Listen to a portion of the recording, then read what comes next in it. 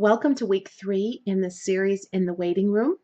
This coming week, we are going to be studying Psalms chapter 15. And as always, I would love for you to read the passage before you listen to the video so that as I'm referring to things from the passage, you'll be familiar with it.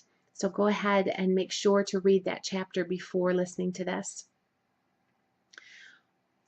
When I read this passage for myself, there was a phrase that almost immediately grabbed my attention, and so much so I underlined it, I highlighted it in my Bible, and I would encourage you to do the same thing. It was in verse 5, and it was the second part where it says, "He who does these things will never be shaken." He who does these things will never be shaken. I want us to look at that word shaken, and sometimes it can be a better understanding if we take the word and study its antonym or its opposite. And so I want to talk a little bit today about the opposite of shaken. When something is not shaken, it is resolute, it's firm, it's unmoving, it's a permanent thing. It is a constant. It's fixed and unyielding. Well, I can tell you that there are times in my waiting that I have not felt very steady. In fact, I have felt very unsteady. I have felt at any given moment that I was going to come unglued. I have been known to be a crazed woman in some of my waiting times. So how about you? How do you respond to your waiting? Do you sometimes feel shaken? Do you feel as if you're going to fall emotionally under the strain of the wait? Do you feel a bit insecure?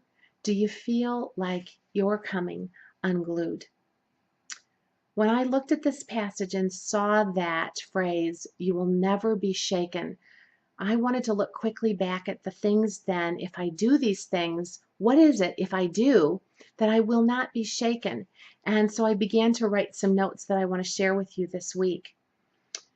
One of my notes said this: when I grow in a relationship with God and live by His standards, I get to enjoy a sense of stability and steadfastness despite my current circumstances.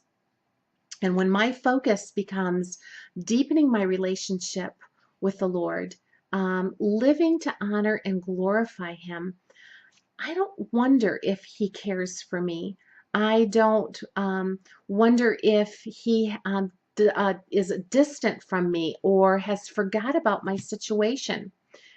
When I start to feel those things, when I feel as if He doesn't care and that He's kind of forgotten me where in that current situation that I'm in, I have learned to ask myself this question: Kathy, have you been intentional over the last few days to be spending time deepening your relationship with Christ?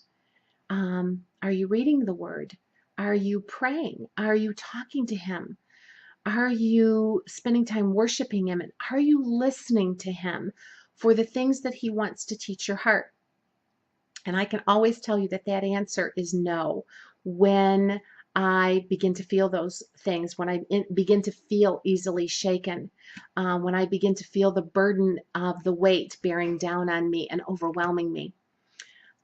So when I am carving out time for God in my day, reading His Word, doing those things that I just talked about, spending time talking with Him and worshiping Him, I get to learn how He wants me to live.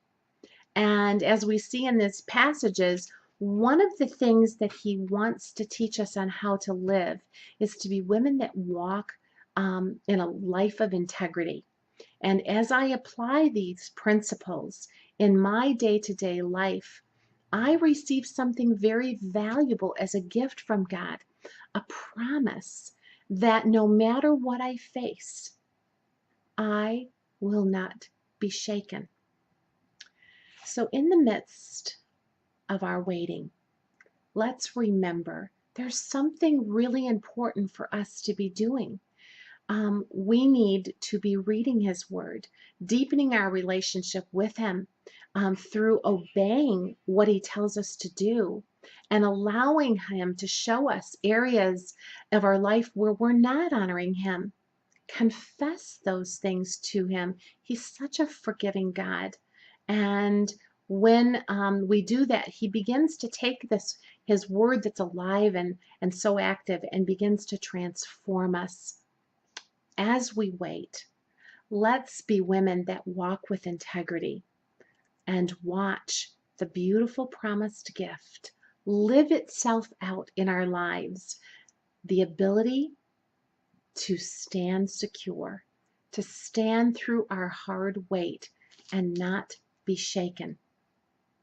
On Tuesday and Thursday this week, I'm going to send you my notes that will further unpack this passage on how we can continue to enjoy having daily fellowship with God as we wait. I can't wait to share it with you.